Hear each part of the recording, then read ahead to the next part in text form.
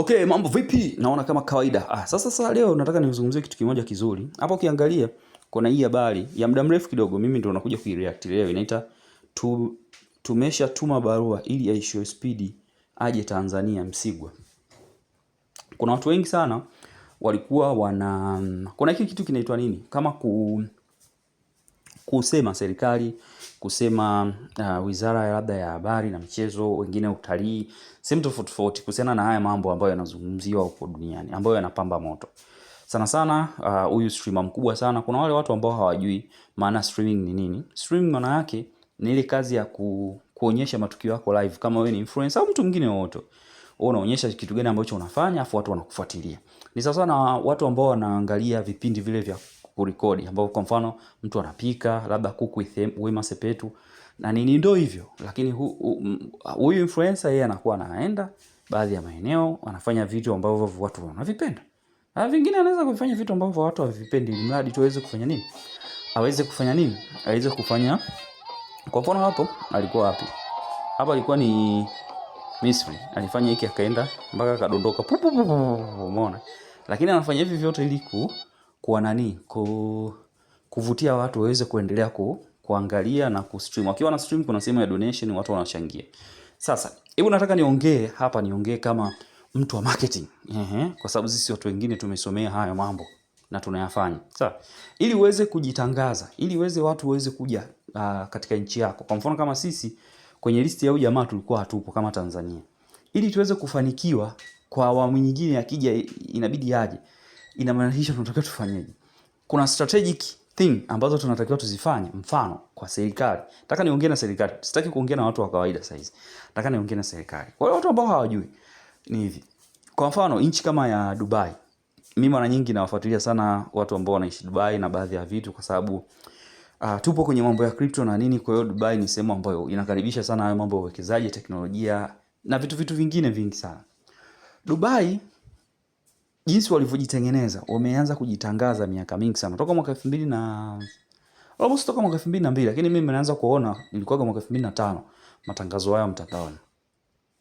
Wao wamejiwekea strategically kwamba lazima wajitangaze kwa mambo mazuri. Kama watu wanakumbuka mwaka 2025, kama sio 24 ilikuwa 25. Kulikuwa na mvua kubwa sana ilinyesha. Ikasababisha madhara mengi sana kwa Dubai. Biashara nyingi zili nini. Lakini ukiwa kule Dubai, content creator wa kule hata mmoja huwezi kumuona huwezi kumuona kapost ile issue. Wale wanaopost ile issue ni wale watu wa nje. Why? Kwa sababu wao wana monitor kila kitu ambacho kinatangazwa kuhusiana na nchi yao. Wamejiwekea uzalendo na utamaduni wa kuweza kujitangaza wao. Kiasi kwamba hadi watu ambao wana uwezo kuja, kwa mfano mtu ambaye labda yeye ni live streamer, tunachukulia labda live streamer au tunaweza kusema live streamer, watu ambao wana stream, sawa? Wale wanafanya live streaming wote, sawa? Kinachotokea nini? Wale wanafanya live streaming wote, kwa watu ambao hawajui au watu ambao wana nini content hizi mtandaoni, mara nyingi sana wanachofanya huwa wanawapa visa kwa ajili ya kufanya hivyo vitu vyao, ambao inaitwa content creator visa. Na sisi tunaelewana kwenye hiyo. Kingine, as long as wewe upo kwa ajili ya kutangaza vitu vizuri na sio vitu baya. Chama kuna side ya story ambayo inaonyesha hivyo vitu vibaya guys. Hapa sijazungumzia hiyo. Ukifika kule, kama unataka kurekodi kitu kwa mfano, wao wanachofanya, wanaweza kukupa labda ile visa bure.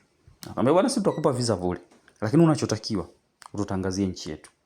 Wale Dubai wamefikia kipindi mpaka walikuwa wanawalipa ma-influencer waje nchini kwao. Wanawalipia hoteli, unaweza kukata wiki 2, hata wiki 2 au siku 3 hivyo. Kwa ajili wakija tu watengeneze content zinazoisha. As long wewe upo kwa ajili ya kufanya hiko kitu na kuitangaza vizuri ya nchi yao, wanakuriwadi na kitu. Sikiliza vizuri. Mtu yeyote yule atakayetangaza vibaya Dubai, hiyo ndio sheria ya Dubai ilivyo. Ukija kwa mara ya pili, wanakuweka kwenye watch list yao. Hauwezi kupata visa kuingia Dubai.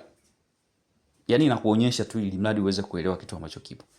Wewe ukitangaza vizuri Dubai, watakufuata, watakupa mpaka content, watakupa mpaka nini. Sasa angalia sisi tunachofanya. Sisi tunakurupuka. Aisha Speed kaja Kenya, sisi hatupo kwenye ratiba yake. Tunaanza kusema, jamani, tuliongea, tumetuma barua, sisi tumefanya nini?" Mzee, mambo hayaendi hivyo. Yaani mambo hayaendi hivyo, mambo yanaenda strategically. Hauwezi kukurupuka tu kwamba eti kwa sababu kaingia Kenya, kwa nini? Kwa sababu tunaona Wakenya wanatutukana, nyinyi wa Tanzania, Aisha Speed hajaje kwenu kwa sababu hamjui Kiingereza, sijui nini na nini, wanajisifu kwa lugha mkoloni, which is